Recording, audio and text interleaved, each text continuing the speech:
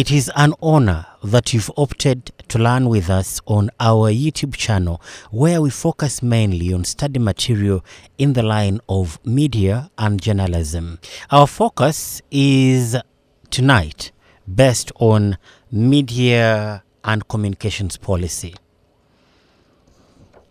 I'll take you straight to the introduction, where we look at the expectations of a professional journalist.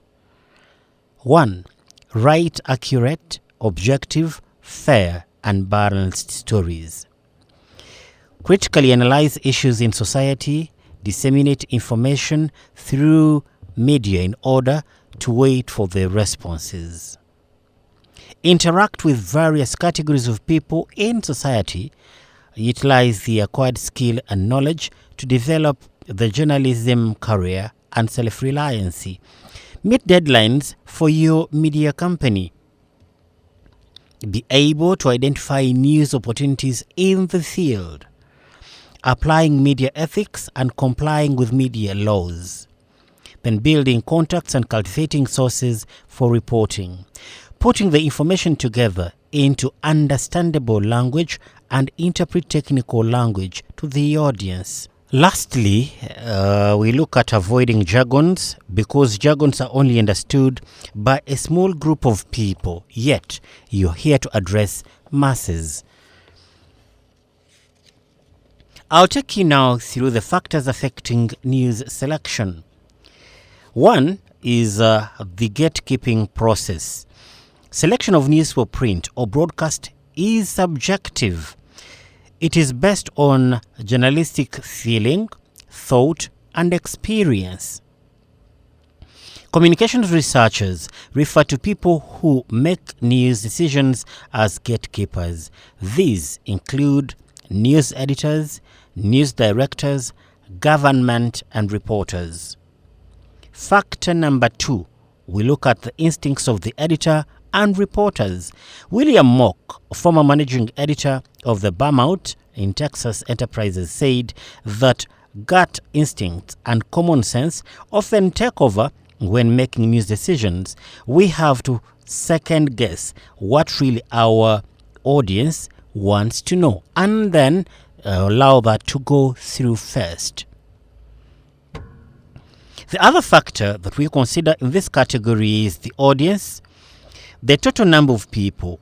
Readership also matters or determines the treatment. For example, Daily Monitor cannot publish 1 billion copies, yet it is only entitled to addressing 1 million or millions of people.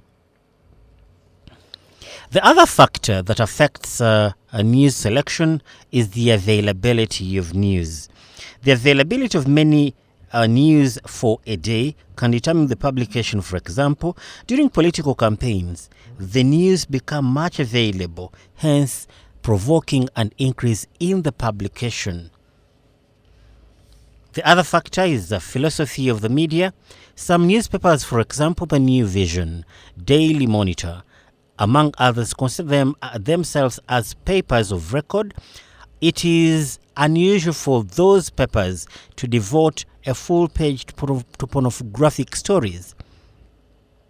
Such stories are varying in specific newspapers such as The Onion, The Red Pepper, Kamunye, among others. We also look at the pressure from the publishers.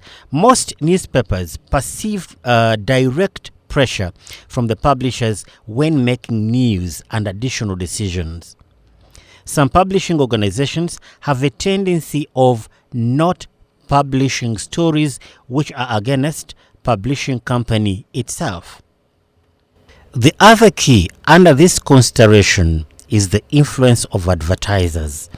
Most newspapers are influenced by potential advertisers. Take an example.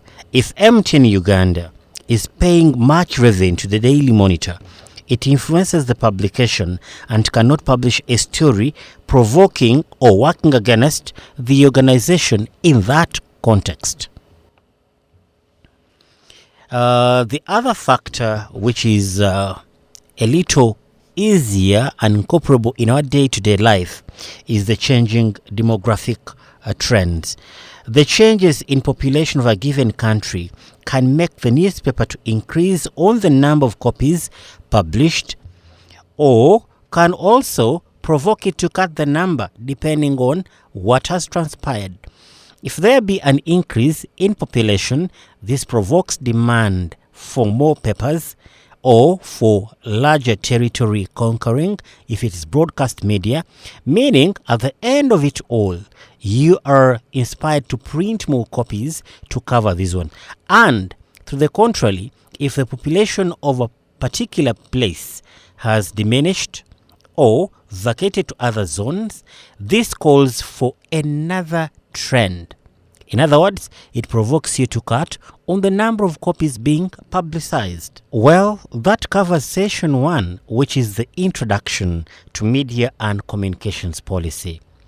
If you've not subscribed to our YouTube channel, do it. If you've not yet followed us, please do, for more of the educational material, especially on the subject of media and communications policy, are yet to come.